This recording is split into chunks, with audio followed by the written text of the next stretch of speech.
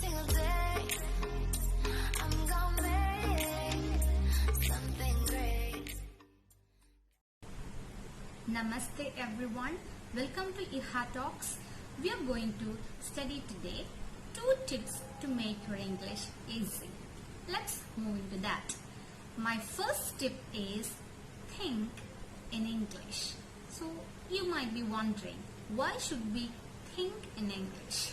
Okay, well, let me put a question. Why is English language so difficult for an Indian? The answer is so simple. It's just because English is not our mother tongue. So if at all it was our mother tongue, you know what would we have done with that? Well, so that's a basic problem that Indians or those people whose mother tongue is different from English, they find it rather difficult to get fluent or to get fluency in English. Okay, so of course the basic idea that you have to keep in mind if you want to make English language easier is to think in English. So you start observing the thoughts that are going inside your mind. Don't you feel like each and every fraction of a second, one thought or the other is going through your mind? Okay, you just need to do one thing. Just twist that thoughts with English. Okay, so the point is, whatever that is going through your mind, it should be in English.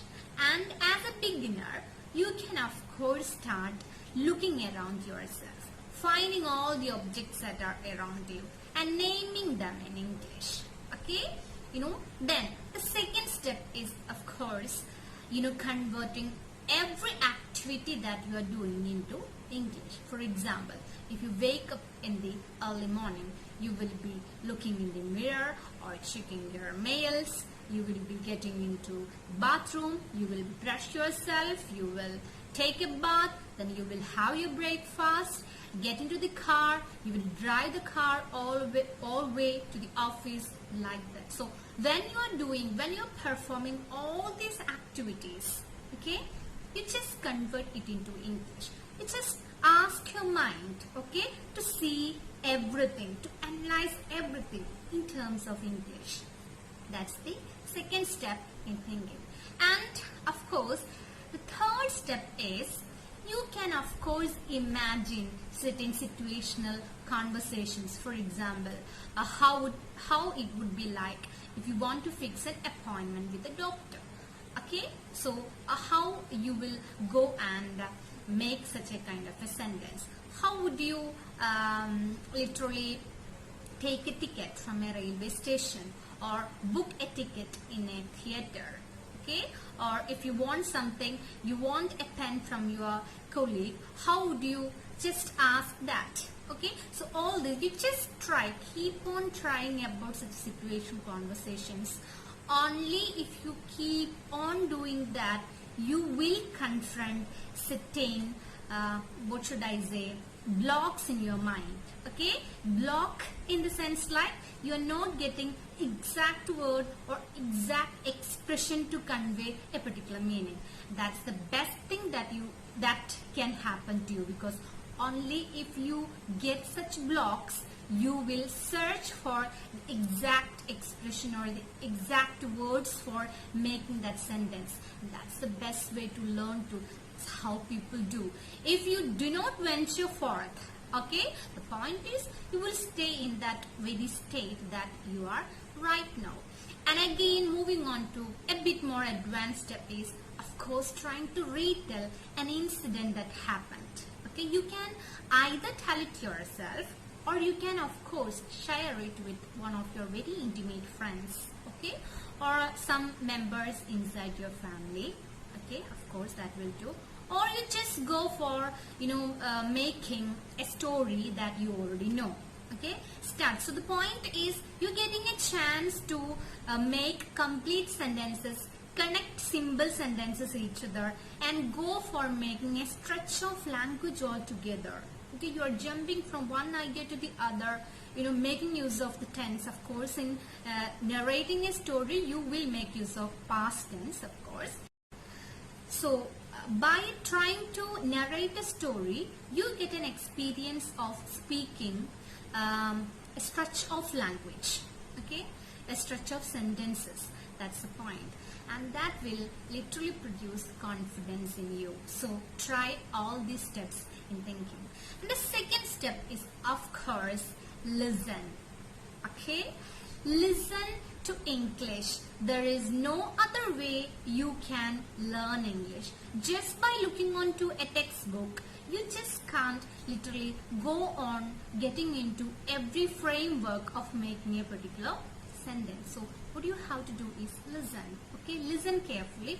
You can of course depend upon the audio books that are available, and you have to know one thing, that in India we follow British English. Okay, it's not American English that we follow, it's British English, and you can literally make a difference between this American and English, British English, by just listening, by just observing to pronunciation of R. Okay, in American English, every R in every word is realized. But in British English, there is a rule for the realization of R in every word and a sentence. Suppose if R is followed by a vowel, okay, then you can literally go for the realization of R.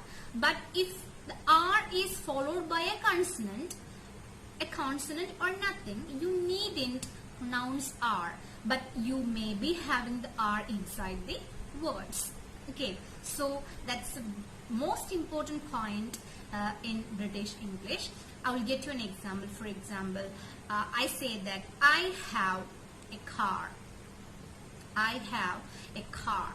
So the point is, I'm not pronouncing R as such, but rather it's like car.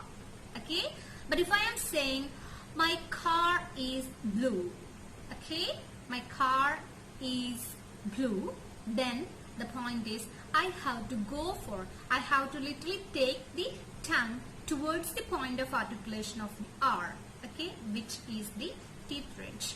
Okay, car. My car is red. Okay, red. In that word red too, R-E-D. R is followed by vowel red, E. So there too we also realize the pronunciation of R. Okay, so these are some very silly tips that you get to know only when you have a mentality to listen to English. So as a beginner, there are when we come to spoken English or communicative English, there are beginners, okay, and there are intermediate persons, and there are advanced learners. I would suggest the beginners, they should start listening to cartoon programs of kids. I would suggest Peppa Pig. Okay, you know what, Peppa Pig makes use of basic English vocabulary. They go on making questions, sentences. There are many expressions which are just simple. Okay, so as far as a beginner is concerned, there are many cases of frames of questions, sentences, expressions, exchanges which are coming and going, and I advise you to watch everything and anything in English with subtitles. Okay, that's the best way. You're listening, at the same time you are of course fixing the very word that you're listening. Okay, and of course the intermediate persons, they can listen to the cookery shows. Nowadays we get to listen too much of cookery shows, but remember, you just go and opt British cookery shows. The cookery shows which has some kind of travel in them, so that they go on narrating about certain markets, their experiences in cooking. They may be introducing some friends with you, and like that. Okay, and advanced learners, simply they can of course go and watch English movies. Of course the intermediate persons also can watch dramas. Okay, the advanced learners, they should be aiming at improving their vocabulary, fixing the grammar properly, imbibing more expressions and post vocabularies and all. For that, you can of course switch over to movies that are available, or there are YouTube channels or videos which are exclusively made for the advanced learners in English. You can of course go and learn, take lessons out of that and all. And well, so these are the 2 tips. Okay, think and listen. So this will make your journey easier, and don't forget to keep 2 companions. I would suggest you have to keep 2 books. Okay, the first is the Roget's Thesaurus. Roget's Thesaurus is a dictionary of synonyms and antonyms. Okay, synonyms means words with similar meanings, and antonyms means words with opposite meanings. So this will help you a lot, okay, in finding out when once you get out of the beginner stage and then you pass out of the intermediate stage and you get advanced. How do you get advanced? Just by having all the vocabulary that is sufficient in order to convey everything that is coming into your mind. Okay, that's only enough. Well, so you keep one, and again I would tell you to keep one dictionary. Of course, Oxford Advanced Learners Dictionary. So I believe if you are learning a new word, you shouldn't go for the word which is given in English and the meaning which is given in some other language. You know what?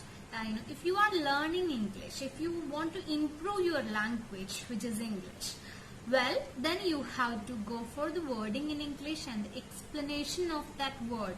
That should also be in English. That can be really helpful. So I hope our discussion is helpful to you. It will help you to improve your fascination towards English language. English is a very easy language to learn.